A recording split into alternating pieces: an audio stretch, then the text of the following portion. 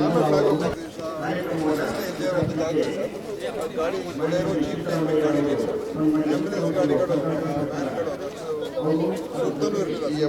81 ಗಾಡಿಗಳು ಪೂರಕವಾದಂತಹ ಧನ್ಯವಾದಗಳನ್ನು ಕೂಡ ಮಾನ್ಯ ಮುಖ್ಯಮಂತ್ರಿ ಅವರಿಗೆ ಅರ್ಪಿಸ್ತಾ ಇದ್ದೀನಿ.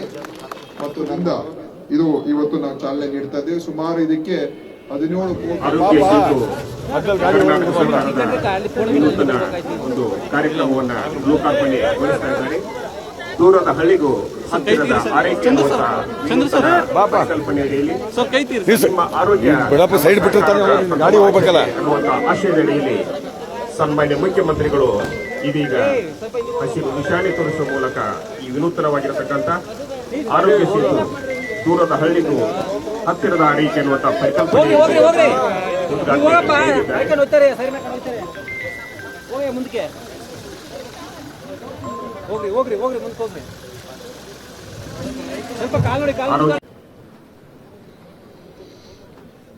ಇವತ್ತು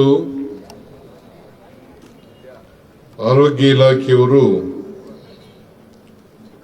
ಆರೋಗ್ಯ ಸೇತು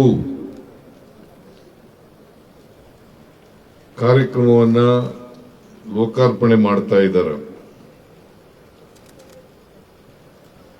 ಈ ಆರೋಗ್ಯ ಸೇತು ಕಾರ್ಯಕ್ರಮದಲ್ಲಿ ಸಂಚಾರಿ ಆರೋಗ್ಯ ಘಟಕಗಳ ಲೋಕಾರ್ಪಣೆ ಮಾಡತಕ್ಕಂಥ ಕಾರ್ಯಕ್ರಮ ಇದು. ನಾನು ಅತ್ಯಂತ ಸಂತೋಷದಿಂದ ಈ ಕಾರ್ಯಕ್ರಮವನ್ನು ಲೋಕಾರ್ಪಣೆ ಮಾಡಿದ್ದೇನೆ ಅಂತಕ್ಕಂಥ ಘೋಷಣೆಯನ್ನ ಮಾಡಲಿಕ್ಕೆ ಬಯಸ್ತಾ ಇದ್ದೇನೆ. ಈಗಾಗಲೇ ಆರೋಗ್ಯ ಸಚಿವರಾದಂಥ ದಿನೇಶ್ ಗುಂಡೂರಾವ್ ಅವರು ಈ ಕಾರ್ಯಕ್ರಮದ ಬಗ್ಗೆ ವಿವರಣೆಯನ್ನು ಕೊಟ್ಟಿದ್ದಾರೆ. ಇಲ್ಲಿ ಆರೋಗ್ಯ ಸೇವೆ ಕೊಡಲಿಕ್ಕೆ ಆಗ್ತಾ ಇಲ್ಲ, ಸಂಪರ್ಕ ತೊಂದರೆ ಇದೆ ಅಂತ ಕಡೆಗಳಲ್ಲಿ ಅಂತ ಜನರಿಗೆ ಆರೋಗ್ಯ ಸೇವೆಯನ್ನ ಕೊಡ್ತಕ್ಕಂಥ ಕೆಲಸವನ್ನು ಮಾಡ್ತಾ ಇರ್ತಕ್ಕಂಥದ್ದು ಇದು. ಹಿಂದೆ ನಾವು ಆಂಬುಲೆನ್ಸ್ಗಳನ್ನ ಮಾಡ್ತಾ ಇದ್ದೋ. ಆಂಬುಲೆನ್ಸ್ಗಳಿಗೆ 2,09,000 ರೂಪಾಯಿ ಖರ್ಚಾಗ್ತದೆ. 90,000 ರೂಪಾಯಿ ಖರ್ಚಾಗ್ತದೆ. 2.9 2,90,000 ರೂಪಾಯಿಗಳು ಖರ್ಚಾಗ್ತಾ ಇದೆ. ಇದನ್ನ ಮಾಡಿರೋದ್ರಿಂದ 1,60,000 ರೂಪಾಯಿ ಖರ್ಚಾಗ್ತದೆ. ಅಂದ್ರೆ ಸುಮಾರು ಅರ್ಧದಷ್ಟು ಕಡಿಮೆ ಆಗ್ತದೆ ಖರ್ಚು. ಜೊತೆಗೆ ಸೇವೆ ಜಾಸ್ತಿ ಆಗ್ತದೆ. ಒಬ್ಬ ಡಾಕ್ಟರ್ ಇರ್ತಾರೆ, ಒಬ್ಬರು ಟೆಕ್ನಿಷಿಯನ್ ಇರ್ತಾರೆ, ಒಬ್ಬರು ನರ್ಸ್ ಇರ್ತಾರೆ. ಮತ್ತೆ ತಪಾಸಣೆ ಮಾಡ್ತಕ್ಕಂಥದ್ದು ಕೂಡ ನಡೀತದೆ. ತಪಾಸಣೆ ಮಾಡಿ ಚಿಕಿತ್ಸೆ ಕೊಡ್ತಕ್ಕಂಥ ಕೆಲಸವನ್ನು ಕೂಡ ಮಾಡ್ತಾರೆ. ಅದರಿಂದ ಇದು ಸಾಮಾನ್ಯವಾಗಿ ದೂರದ ಊರುಗಳಿಗೆ ಇಲ್ಲಿ ಸಂಪರ್ಕ ವ್ಯವಸ್ಥೆ ಇರೋದಿಲ್ಲ. ಆಮೇಲೆ ಬೆಟ್ಟ ಗುಡ್ಡ ಪ್ರದೇಶಗಳಲ್ಲಿ ಇದನ್ನ ಮಾಡ್ತಕ್ಕಂಥದನ್ನ ಮಾಡ್ತಾರೆ. ಆರೋಗ್ಯ ಇಲಾಖೆಯವರು ಈ ಹೊಸ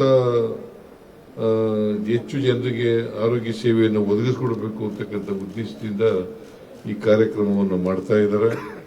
ಇದರ ಉಪಯೋಗ ಆಗಲಿ ಅಂತಕ್ಕಂಥದ್ದು, ಯಾವ ಜನರಿಗೆ ಆರೋಗ್ಯ ಸೇವೆಯಿಂದ ವಂಚಿತರಾಗಿದ್ದಾರೆ ಆ ಜನರು ಈ ಆರೋಗ್ಯ ಇದರ ಲಾಭವನ್ನು ಪಡ್ಕೊಳ್ಳಬೇಕು ಅಂತಕ್ಕಂಥ ಮಾತುಗಳನ್ನು ಹೇಳಲಿಕ್ಕೆ ಬಯಸ್ತಾ ಇದ್ದೇನೆ. ಮತ್ತೆ ಆರೋಗ್ಯ ಇಲಾಖೆಯವರು ಇಂಥ ಒಂದು ಕಾರ್ಯಕ್ರಮವನ್ನ ಲೋಕಾರ್ಪಣೆ ಮಾಡ್ತಾ ಇರ್ತಕ್ಕಂಥದ್ದು ಬಹಳ ಸಂತೋಷದ ವಿಚಾರ. ಈ ಕಾರ್ಯಕ್ರಮವನ್ನ ಅತ್ಯಂತ ಸಂತೋಷದಿಂದ ಉದ್ಘಾಟನೆ ಮಾಡಿ ಲೋಕಾರ್ಪಣೆ ಮಾಡಿ ನಾನು ಎಲ್ಲ ಜನರಿಗೂ ಕೂಡ ನಮ್ಮ ಸರ್ಕಾರದ ಉದ್ದೇಶ ಎಲ್ಲ ಜನರಿಗೂ ಗುಣಮಟ್ಟದ ಆರೋಗ್ಯ ಸೇವೆಯನ್ನು ಕೊಡಬೇಕು ಅಂತಕ್ಕಂಥದ್ದು. ಗುಣಮಟ್ಟದ ಆರೋಗ್ಯ ಸೇವೆಯನ್ನು ಕೊಡಬೇಕು ಅಂತಕ್ಕಂಥದ್ದು. ಯಾವ ಜನರು ಕೂಡ ಈ ದೇಶದಲ್ಲಿ ಬಡವರು ಇರ್ಬೋದು, ಕಾಡಿನಲ್ಲಿ ವಾಸ ಮಾಡ್ತಕ್ಕಂಥವ್ರು ಇರ್ಬೋದು, ಬೆಟ್ಟಗುಡ್ಡಗಳಲ್ಲಿ ವಾಸ ಮಾಡ್ತಕ್ಕಂಥ ಜನರು ಇರ್ಬೋದು, ಅಂತ ಜನರಿಗೂ ಕೂಡ ಆಗ್ತದೆ ಅಂತಕ್ಕಂಥ ಮಾತುಗಳನ್ನ ಹೇಳಿ ನಾವು ಎಲ್ಲರೂ ಈ ರಾಜ್ಯದ ಜನರಿಗೆ ಆರೋಗ್ಯ ಸೇವೆ ದೊರಕಲಿ ಅಂತಕ್ಕಂಥ ಮಾತುಗಳನ್ನ ಹೇಳ್ತಾ ಶುಭ ಕೋರಿ ನನ್ನ ಮಾತುಗಳನ್ನು ಮುಗಿಸ್ತೇನೆ. ಜೈ ಹಿಂದ್, ಜೈ ಕರ್ನಾಟಕ.